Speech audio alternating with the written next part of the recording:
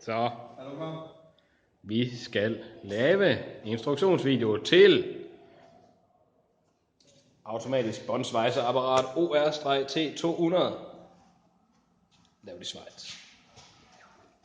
Og på maskinen har vi nogle knapper, der er meget vigtigt, at man ved, hvad det skal bruges til. Ikke først, men ikke mindst, har du herinde et håndtag. Det trækker du op i, hvorefter du indfører dit kære bånd i maskinen. Når det er indført i maskinen, vælger du at lukke den igen, så det bliver stramt.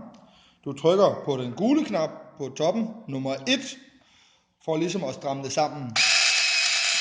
Når du har strammet sammen, trykker du efterfølgende på knap nummer 2, som er sammensvejsningssmelteknappen.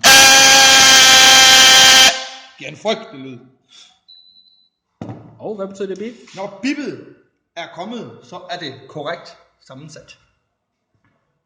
Jeg sender bånd ud. Hvad er det for noget bånd? Det er klisterbånd. Det er bånd.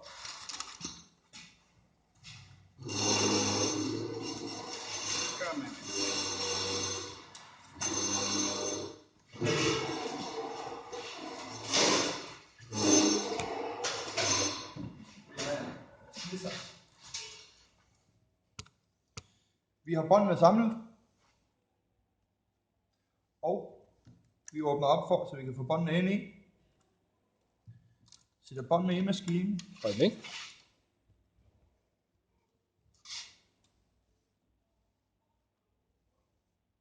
Trykker på den gule knap nummer 1 for at få den til at stramme.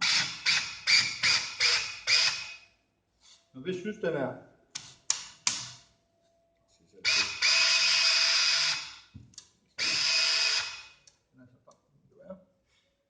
så trykker du på knap 2 for at få den.